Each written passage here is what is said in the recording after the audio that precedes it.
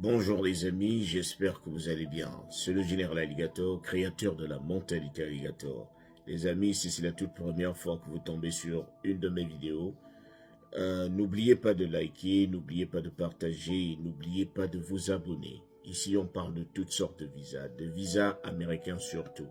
On parle de mentalité également parce que nous savons que c'est par la mentalité que le développement prend corps. Aujourd'hui, nous allons parler de la différence qui existe entre un hébergeur et un sponsor. Alors, ceux qui ont joué à la développerie savent de quoi nous parlons ici. Alors, c'est quoi un hébergeur? Faut déjà rappeler que une fois que vous êtes tiré au sort, vous commencez vos différentes procédures. Et parfois, lorsque vous obtenez un visa, euh, on a besoin de savoir exactement où vous irez et qui pourra s'occuper de vous financièrement. C'est pour cela que les deux mots interviennent, hébergeur et sponsor. Alors, je sais qu'en inbox, beaucoup m'ont demandé de leur faire la différence ou encore de savoir si un hébergeur peut être un sponsor.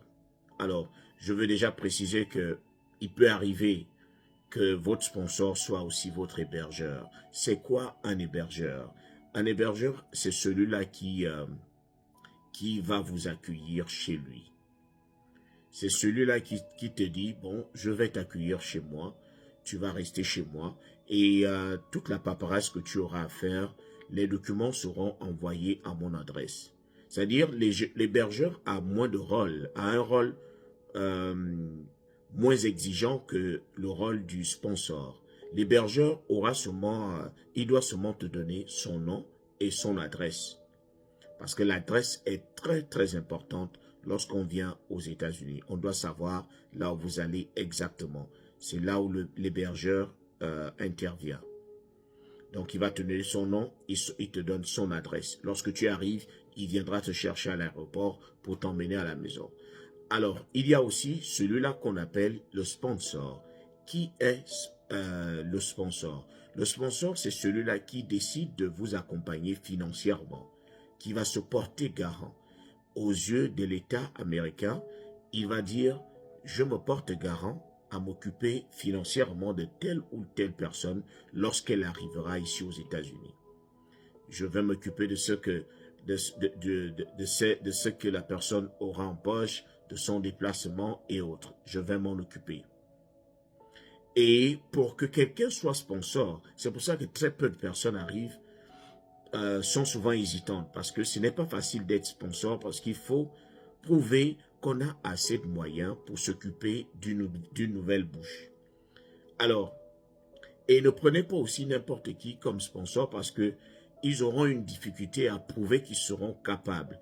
Parce que ce sont des personnes à qui on va exiger de montrer les taxes. Est-ce que vous payez les taxes, les impôts par exemple? Est-ce que vous avez, quelles sont vos fiches de paye? Par semaine, combien vous gagnez? Et par an, combien vous gagnez? Est-ce que la somme que vous gagnez peut vous permettre de vous occuper vous-même et de vous occuper de quelqu'un d'autre? Et généralement, on vérifie si la personne qui joue le rôle de sponsor a des dépendants, a des enfants et une femme. Si la personne qui va jouer le rôle de sponsor est accompagnée des enfants et d'une femme, on va vérifier le nombre de bouches, c'est-à-dire le nombre d'enfants qu'il y a dans la maison, plus la femme et l'homme lui-même. Si l'homme qui décide d'être sponsor a 4 gosses, et qu'il a une femme, ça va faire 6 bouches déjà. C'est-à-dire lui-même, la femme et les 4 gosses, 6 bouches. Maintenant, si il doit vous sponsoriser, vous serez la 7e bouche. Est-ce qu'il a assez d'argent pour nourrir 7 personnes? Donc, il faudrait que ça soit quelqu'un qui gagne assez bien sa vie ici aux États-Unis. Quelqu'un qui va peut-être gagner, à qui on exigera la somme peut-être de 40 000 $ ou 50 000 $ par an, ou encore 70 000 $ par an, parce que c'est peut-être 4 bouches, ou 5 bouches, ou 6 bouches. Alors, si vous prenez pour sponsor celui qui n'a pas de dépendance, c'est-à-dire il n'a pas d'enfant, il n'a pas de femme, c'est très bien parce que il aura seulement à prouver qu'il peut nourrir, il peut se nourrir et te nourrir toi-même, c'est-à-dire aux environs de 23 24 000 $ par an. Ça, c'est faible pour quelqu'un qui est aux États-Unis, donc ça ne causerait aucun problème si la personne qui est votre sponsor n'a pas trop de charges. Alors, est-ce que celui qui est sponsor peut aussi être hébergeur? Oui, il peut arriver que vous trouviez quelqu'un qui veuille jouer les deux rôles. Il peut aussi arriver que celui que vous avez trouvé comme hébergeur soit incapable de sponsoriser. Peut-être que lui-même, il a déjà des charges, mais au moins, il peut t'offrir une chambre à coucher. Mais il ne peut pas financièrement prouver qu'il est capable de se nourrir, de nourrir sa famille et de te nourrir. C'est pour cela que tu auras besoin d'un sponsor. Alors, je rappelle aussi à toutes fins utiles que les sponsors ne sont pas exigés à toutes les ambassades. Il y a certaines ambassades qui exigent les sponsors, mais pas toutes. Les choses changent au fur et à mesure. Donc, c'est à vous de vérifier aussi si dans votre ambassade, on exige un sponsor, mais l'hébergeur, c'est obligatoire. Vous aurez forcément besoin d'une adresse aux États-Unis. Alors, pour celui-là qui n'a personne aux États-Unis, est-ce que lui-même, il a assez d'argent? Celui-là qui n'aura pas un sponsor, par exemple, vous-même, vous avez assez de moyens dans votre compte bancaire. Vous-même, vous pouvez prouver à l'ambassade que je peux me nourrir moi-même.